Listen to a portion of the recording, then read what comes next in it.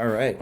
So it's gonna be my first video. Excuse the quality, I guess. Maybe eventually one day when I get a better camera, I'll be better. But I just wanted to talk about something that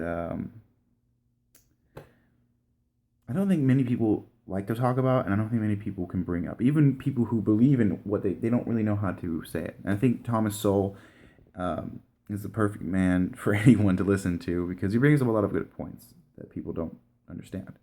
And this video is going to be talking about how liberals, whether for the good or bad, whatever you can determine, whatever reason they do the things they do, hurts people with minorities more than it helps them.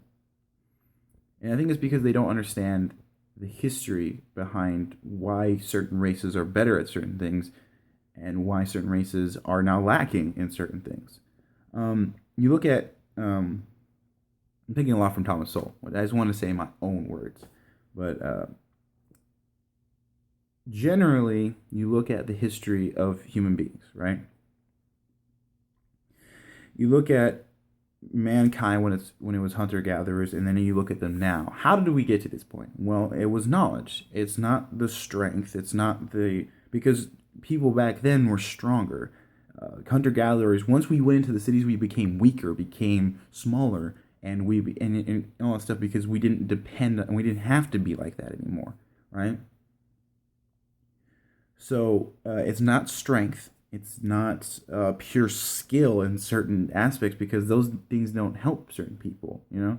You can be a genius, but if you have no tool, okay, that was a bad example. If you are somebody who is skilled, say in basketball, right? That skill is only appropriate to now, right? That is a skill that is only able. Maybe your athletic ability could have been used earlier in human history, but for the most part, if you're a basketball player, that's a skill that's only been recently needed or recently, and you have to be extremely good at it, right? So you look at what has driven human beings from point of, driven them from the point of hunter-gatherer society to now everyone in America has smartphones, or how the world has technology that we could have never even grasped, thousands of years ago. And there's two reasons why. One, knowledge, and the other is agriculture. Agriculture allowed people to settle in cities, communicate with people, and then share ideas and be better at it, right? And that's sort of the reason why Native Americans were never really successful. Because they were tribes. They would move from place to place. A lot of them didn't farm. Some of them did farm, but even when they did farm, they didn't create cities. That was due a lot, I think, because of their religious affiliations. Is that they thought the earth was a sacred thing and that you shouldn't take advantage of the earth, and the earth should stay the same way it is. You only take what you need. Which, you look at Europeans, the reason they super expanded is because they took more. They took a lot more, and then they took people from there. And then that's another reason they expanded. But the point I was trying to make is that you look at agriculture, it allowed people to then stay in one place, stay with each other, generation after generation, sharing ideas. And then the people who were smart share ideas with other people who were smart. And it created knowledge. And that's the knowledge then proceeded us to extend beyond, thousands of years of just hunting and gathering. So that's the reason why black people, I think, don't succeed. Not to say that black people can't be smart, it's that black people don't have the knowledge and how to be successful. Jewish people, for the most part, I believe are successful because they have good habits. They know how to save their money, they know how to spend their money, and when they need to spend their money, and why to spend their money. Black people, I feel, don't know how to do that, and that's a generation thing. That's been recently. You look at the 1940s to 1960s, that was the biggest economic growth of black people, and that was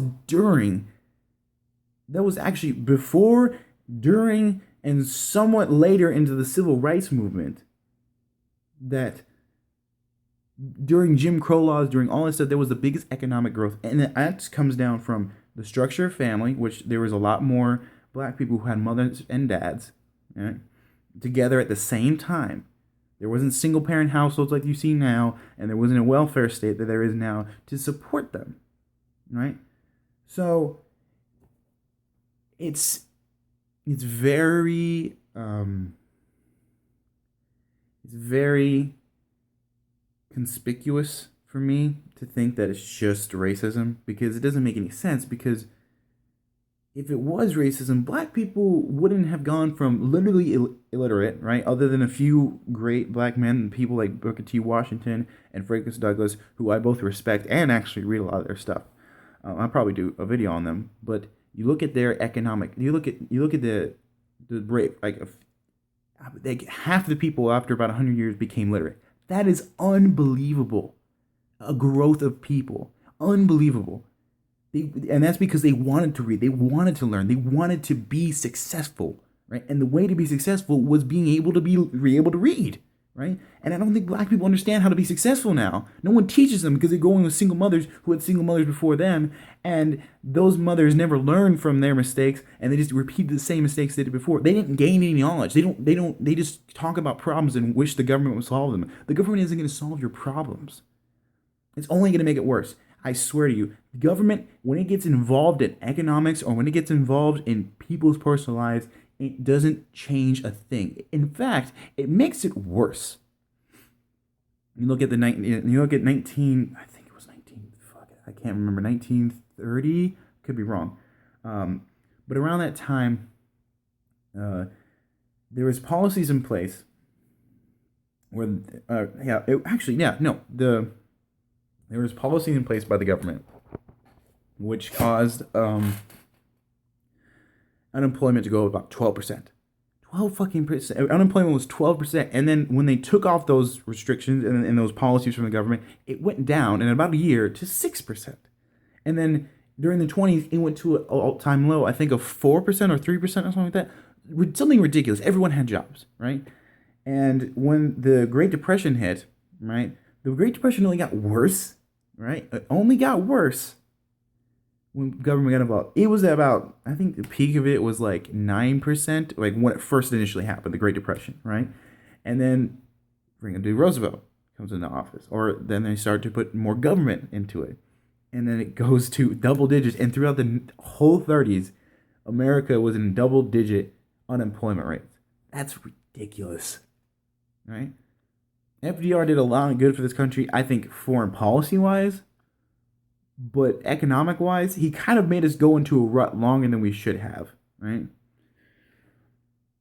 And so that's the reason, and that's another reason I think that black people, they don't know how to supply their wealth. They don't know how to, like, there was this great joke by in Barbershop, which is so true, by Cedric, right? And, he had a big bushy hair and a white stripe. He said that, if like, I forgot what amount of money it was, but like if all these people got like, reparations for slavery for black people, they would, the only thing that would happen would be Cadillac would be the number one dealership in the United States. And that's true. They don't know how to spend their money. They don't know how to save. They don't know. My mom is a great person. She tells me how to save. She tells me how to invest my money and what you should be doing. There's good habits and there's bad habits. And bad habits usually mean that you're going to be poor. Good habits usually mean you're going to be wealthier. Now, not everyone's going to be top 1%. Not everyone's going to be that, right? And I'll do a different video explaining why the 1% is actually not as, like, stand still as you thought it is. Not everyone's a Rockefeller. But yeah, that's pretty much my video. I thought this went a lot better than the first one I recorded, so I hope people like it. If anyone sees this video, or it could just be in the dead of YouTube for the rest of eternity, which I guess I've just been talking to myself for about almost 10 minutes now. So that's pretty much my video I wanted to make. If anyone is watching this, or anyone did watch this, please like if you liked it. If you didn't, I always take criticism, no matter in real life or online. I like to take criticism. So if you have any points you want to make, put it in the comments. If you liked it. Hell, even subscribe, I guess. I don't know. I don't know how to end videos yet. So I think I'm just gonna say bye, and that will be the end of it. So bye bye.